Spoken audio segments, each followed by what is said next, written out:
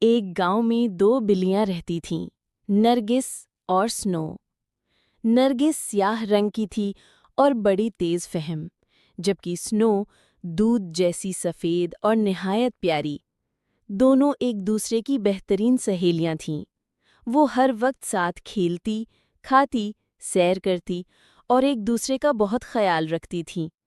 لوگ ان کی دوستی کی مثالیں دیتے تھے، مگر جیسے ہر اچھی چیز کا امتحان ہوتا ہے، ویسے ہی ان کی دوستی کا بھی ایک دن کڑا امتحان آیا۔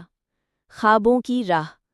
ایک دن نرگس نے سنو سے کہا، سنو، میں اس گاؤں سے باہر جانا چاہتی ہوں، دنیا دیکھنا چاہتی ہوں۔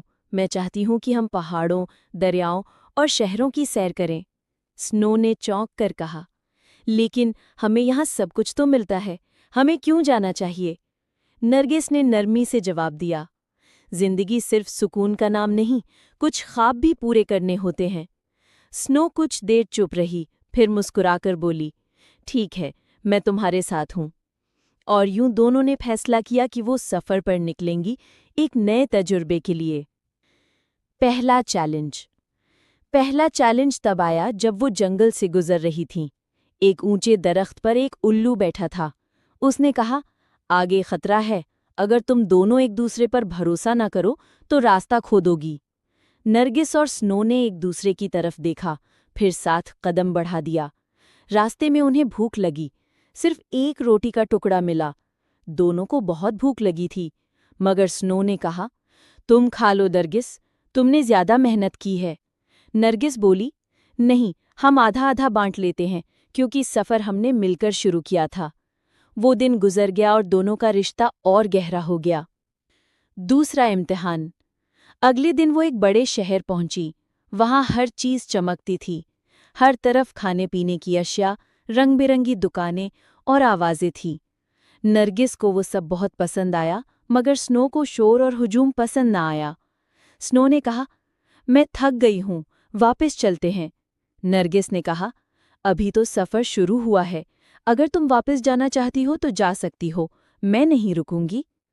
یہ پہلا موقع تھا جب دونوں میں اختلاف ہوا۔ سنو نے آنکھوں میں آنسو لیے کہا، میں تمہیں اکیلا نہیں چھوڑ سکتی، مگر میں تمہیں سمجھانا چاہتی ہوں کہ ہر خواب ہر کسی کا خواب نہیں ہوتا۔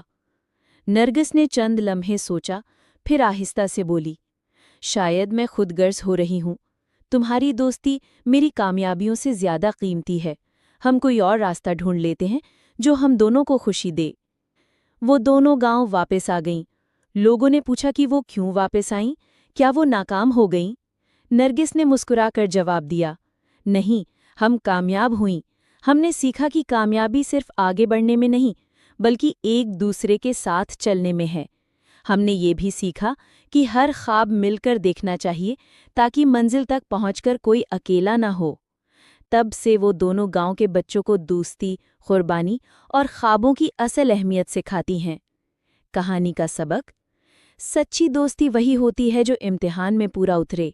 جب خوابوں اور راستوں میں فرق ہو، تب ایک دوسرے کو سمجھ کر ساتھ چلنے کا فیصلہ ہی اصل کامیابی ہے۔ ویڈیو پسند آئی ہو تو لائک، شیئر اور سبسکرائب ضرور کریں تاکہ اگلی کہانی سب سے پہلے آپ تک پہنچے۔ شکریہ۔